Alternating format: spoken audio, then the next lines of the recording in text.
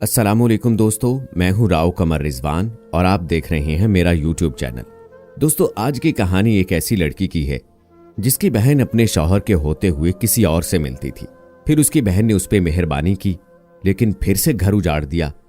ये सब कैसे हुआ, ये इबरतनाक कहानी आखिर तक लाजमी देखिएगा। तो आइए शुरू करते हैं आज की ये दर्द भरी कहानी।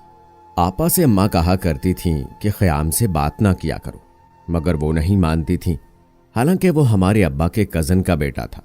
आपा से उसका क्या दिली ताल्लुक था मैं नहीं जानती थी, क्योंकि वो मुझसे 12-13 बरस उम्र में बड़ी थी। मुझको इन बातों की समझ न थी, बस इतना जानती थी कि उसका घर में आना जाना और आपा का उससे बातचीत करना मेरी माँ को नागवार गुजरता है। एक दिन देखा माँ मेरी बहन को बुरी तरह पीट रही है। इसके बाद आपा बहुत बीमार पड़ गईं। उन्हीं दिनों अब्बा का भी दिल का दौरा पड़ने से इंतकाल हो गया। माँ को दोहरा गम लगा, वो बहुत परेशान थी। शौहर की मौत का दुख एक तरफ रखा, उन्होंने बेटी के मसले का हल निकाल लिया। अभी अब्बा की कब्र की मट्टी गीली थी कि उन्होंने एक हमदर्द सहेली के तवस्सुत से रिश्ता तलाश कर लिया और आपा की झटपट शादी कर दी कि ना रहे बांस ना बजे बांसुरी। ख़याम का हमारे घर आना जाना भी बंद हो गया। जब बेवगी की चादर ओढ़ी, माँ की उम्र 33 साल होगी और मैं बमुश्किल 4 साल की थी। दुनिया में मेरा माँ के सिवा कोई ना रहा था, या फिर आपा थीं जो मुझे प्यार करती थीं। वजह यह थी कि नाना ने 2 शादियां की थीं और हमारी माँ उनकी दूसरी बीवी से थी। जब ये कमसिन थीं, बाप की वफात हो गई। नाना के पहली बीवी से 4 बच्चे थे जो जवानी के दौर में दाखिल हो चुके थे। बाप के मरने के बाद उनकी औलाद ने अम्मा और नानी को घर से निकाल बाहर किया। उन्हें जायदाद से भी कुछ ना दिया। मेरी माँ सौतेले रिश्तों को सांपों से तशबीह दिया करती थी और मुझको सौतेले बाप के तस्वुर से भी बचाना चाहती थी। लिहाजा जिंदगी के कड़े कोस अकेले ही तय करने का फैसला किया। ये वक्त हम पर कड़ा था। मुझे पड़ोसन के पास छोड़कर खुद नौकरी करने को जाया करती थी। एक रोज ड्यूटी करके अस्पताल से घर आ रही थीं कि उनके रिक्शे को एक वैन ने टक्कर मार दी और उनकी जिंदगी का चिराग गुल हो गया। आपा को इत्तला मिली तो फौरन आई और मुझे रोती को गले से लगाया। मैं 7 बरस की थी। माँ की तदफीन के बाद वो अपने साथ घर ले आईं। आपा के शौहर नफीस भाई दर हकीकत बेहद नफीस शख्स थे। बहुत अच्छे और बावफा और मोहब्बत करने वाले थे, मगर आपा उनसे मुखलिस ना थी। वो अपने शौहर से मोहब्बत की अदाकारी करती थी। जब मैंने होश संभाला तो इस बात का अदराक हुआ, तब सख्त सदमा हुआ। दिल बुझ सा गया, लेकिन बेबस थी। बहन को कुछ कह न सकती थी। मुझे आपा से मोहब्बत थी, मगर जब उनके घर रहकर उनको इसी पुराने खेल में उलझा हुआ पाया तो अपनी बहन से नफरत महसूस होने लगी। नफीस भाई सुबह दुकान पर चले जाते और रात गए लौटते। आपा उनके पीछे माजी का वही उलझा नाटक खेला करती जो बच्चों को और मुझे नागवार गुजरता था। बच्चे ना समझ थे, मगर मुझको अकल आ चुकी थी। अब यहां मेरा दम घुटने लगा, मगर जाती कहां, रहना तो यहां ही था। मगर ख़याम के आने से दिल पर बोझ रहता था, क्योंकि यही वो इंसान था जिससे मेरी अम्मा आपा को बात करने से रोका करती थी। वो दबे लफ्जों में ख़याम को मना भी कर चुकी थी कि जब तुम्हारे चचा घर पर हों तभी आया करो। वो फिर भी किसी न किसी बहाने आ धमकता। ससुराली रिश्तेदार होने की वजह से सख्ती ना कर सकती थी। ख़याम आपा से मिलने हफ्ते में 1 बार जरूर आता था। जब नफीस भाई मौजूद ना होते, या आकर ड्राइंग रूम में विराजमान हो जाता और आपा उसके लिए खाना तैयार करने लगती। वो उसकी खातिर हम सबको बुरी तरह नजरअंदाज कर देती। बच्चों को डांटती डपटती। बिलाखिर आपा की इस रविश ने बच्चों को माँ से बेगाना कर दिया। कई दफा ख़याम की वजह से उन्होंने मुझे भी झिड़का कि मैं रोने लगी। एक रोज जुर्रत करके कह दिया कि आपा तुम बाज आ जाओ, क्यों ख़याम भाई को घर आने देती हो, जबकि अम्मा रोका करती थी। और नफीस भाई भी आपके किसी मर्द रिश्तेदार का घर आना पसंद नहीं करेंगे। वो बोली, क्यों पसंद नहीं करेंगे? क्या रिश्तेदार घर मिलने नहीं आ सकते? अब मैं अच्छा बुरा समझने लगी हूं आपा। अगर बाज ना आओगी तो नफीस भाई को बता दूंगी कि हमारा कजन आपके घर आता है, लेकिन आपसे मिले बगैर चला जाता है। उनको इस कदर गुस्सा आया कि पहली बार मुझ पर हाथ उठाया और धनक कर रख दिया। उनकी मार ने मेरे दिल में आग सी भड़का दी। मैं दरअसल ये चाहती थी कि कोई ऐसी बात ना हो जाए कि नफीस भाई को दुख हो या उनको एतराज हो और आपा का बसा बसाया घर बर्बाद हो जाए। मगर मेरी बहन को इस खसारे का अंदाजा था और ना एहसास। इत्तफाक की बात के ख्याम भी उसी वक्त आ गया। पूछा कि नरमीन क्यों रो रही है। आपा ने बात बनाई, बोली ना समझ है, मैं इसी की वजह से तुम्हारी खातिरदारी करती हूं और ये नादान समझती नहीं। गोया कि वो ख्याम को चौकन्ना करके एक तीर से दो शिकार कर रही थी, मगर इस कमजरफ ने और उल्टा मतलब लिया। अब उसकी ये जुर्रत हो गई कि जो ही आपा किचन में उसके लिए कुछ खाने पीने का एहतमाम कर रही होती, वह मुझे घूरने लगता। बहाने से बुलाता, कभी पानी लाने का कह देता तो कभी कुछ और। एक रोज आपा उसके लिए किचन में शामी कबाब तल रही थी कि ख्याम ने मुझे बुलाकर कहा, टिश्यू पेपर का डब्बा तो लाना। मैं आपा के कमरे से डब्बा ले आई और मेज पर रख दिया। तभी उसने मेरा हाथ पकड़ लिया और छछोरा मजाक शुरू कर दिया। मैं बड़ी मुश्किल से हाथ छुड़ाकर भागी। अब मैं उसके सामने जाने से कतराने लगी। जब आता छुप जाती, आपा इधर उधर होती, वो मुझको तलाश करने लगता और मजाक शुरू कर देता। एक दिन जलकर कह दिया, ख्याम भाई, ये मजाक आपको महंगा पड़ेगा, मुझे भी आपा जैसी समझ लिया है। इस पर बेहयाई से बोला, वो अलग है मगर तुम्हारी तो क्या ही बात है। उस रोज मेरे अंदर उस शख्स के लिए नफरत का अलाव भड़क उठा। सोचा कि अम्मा सही इसको नापसंद करती थी। दुख से रोने लगी। वो खा पी कर चला गया। आपा को मेरा ख्याल आया, कमरे में आई, कहने लगी, किधर गुम हो, चलो आओ शामी कबाब खा लो। मैं काम में मसरूफ थी। तुमसे इतना नहीं होता कि मेहमानदारी में मेरा हाथ बटा लिया करो। ये मेहमान है या हमारी इज्जत का दुश्मन? आखिर आप इसको घर आने से मना क्यों नहीं कर देती? तो तुम्हें क्या मसला है? वो रोज तो नहीं आता, रोज आए या हफ्ते बाद। आप उसको दुल्हा भाई से क्यों नहीं मिलवाती? मैं जानूं, मेरा शौहर जाने, तुमको क्या तकलीफ है? उनका लहजा इतना सफाक था कि मैं और ज्यादा रोने लगी। मेरी नजरों के सामने अपने नेक चलन और मेहरबान बहनोई का चेहरा आ गया, जो मुझे अपनी औलाद जैसा चाहते थे। अपने दुख से सिवा उनका दुख था। तुम इतना रो क्यों रही हो? मैंने कह दिया कि वो मुझसे छेड़छाड़ करने लगा है। आपने ना रोका तो कसम खाती हूं कि नफीस भाई को बता दूंगी।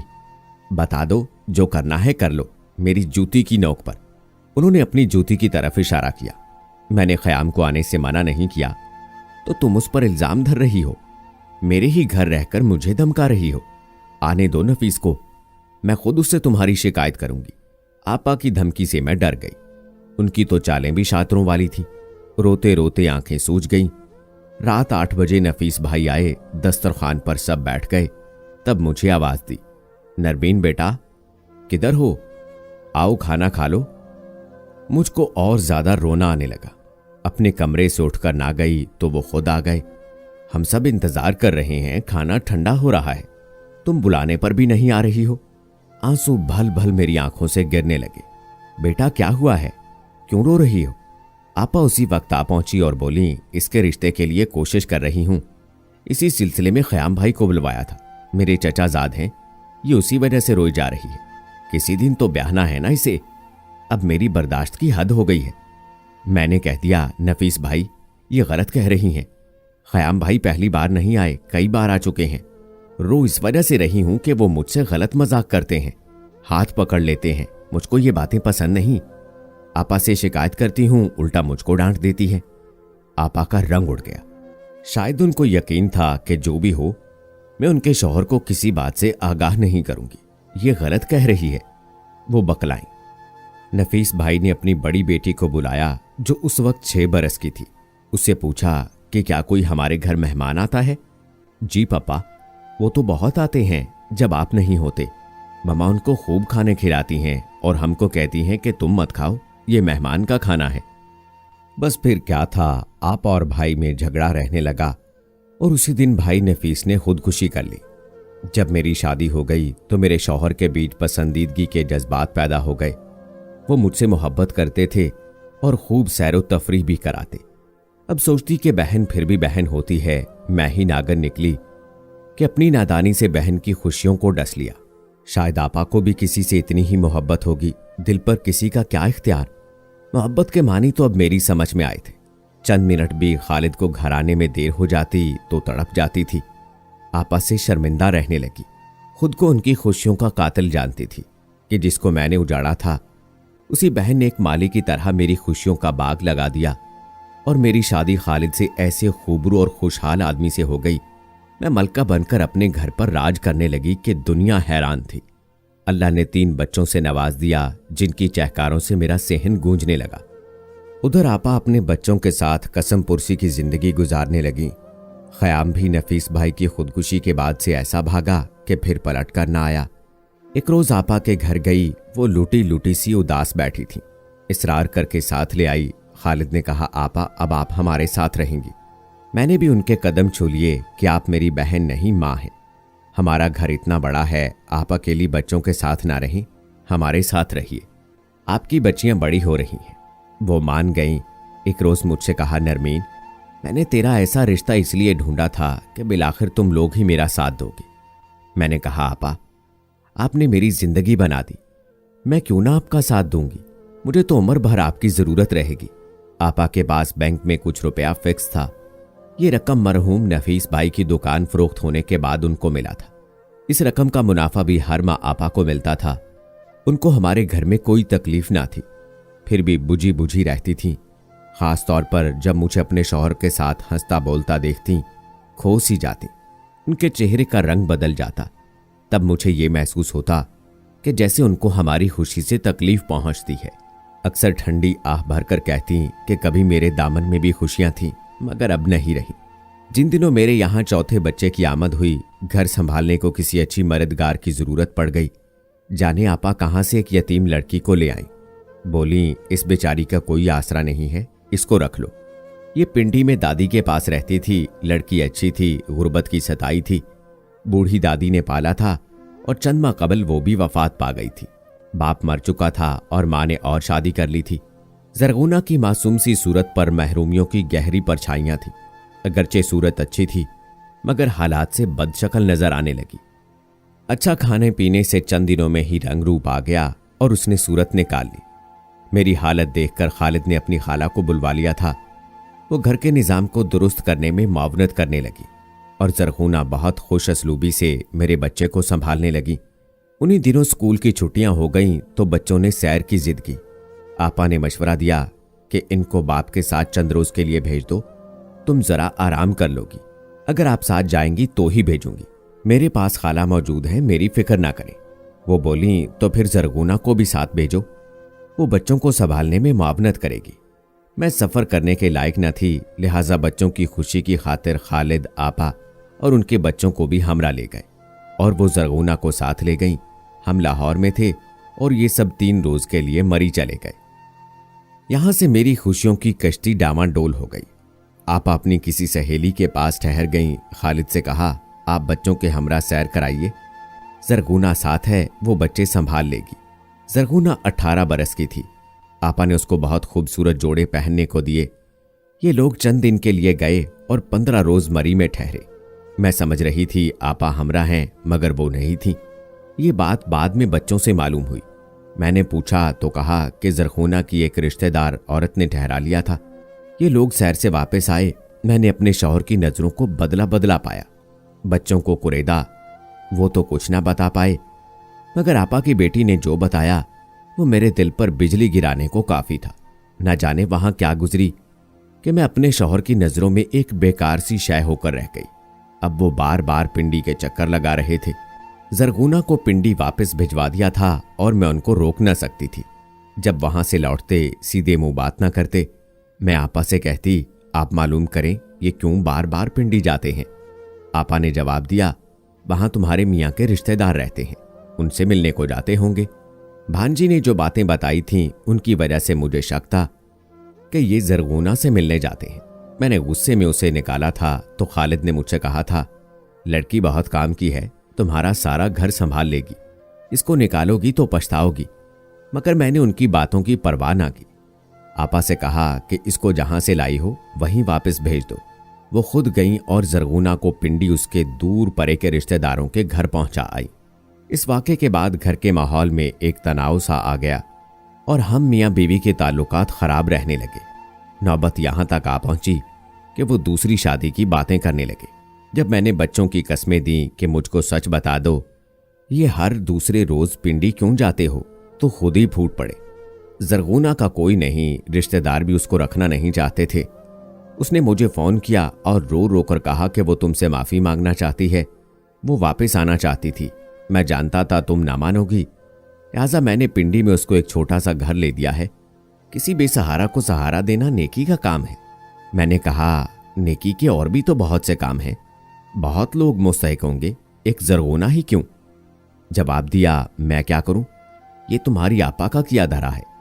खुद पिंडी में रह गई और उसको बना संवार कर मेरे साथ मरी रवाना कर दिया। मैं सोच भी ना सकता था ऐसा हो जाएगा। अब शादी किए बिना चारा नहीं था। मैं सन्नाटे में रह गई कि मेरे कान उन्हीं की जुबानी ये क्या सुन रहे हैं।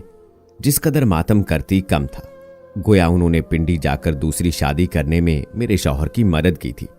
उनसे जवाब मांगती वो खामोश रहती। मुझे लगता कि पागल हो जाऊंगी। आपा ना तो शर्मिंदा थी और न उन पर मेरी फरियादों का कोई असर होता था। उन्हें मेरे दुख का एहसास ही ना था। हम मियाँ बीवी में दूरी बढ़ने लगी। खालिद पिंडी जाने से ना रुके और आपा ने इस खलीज को पाटने की कोशिश ना की। वो खामोश तमाशाई बनी सब कुछ देख रही थी, बल्कि अब वो भी कभी कभी बहाने से पिंडी जाने लगी।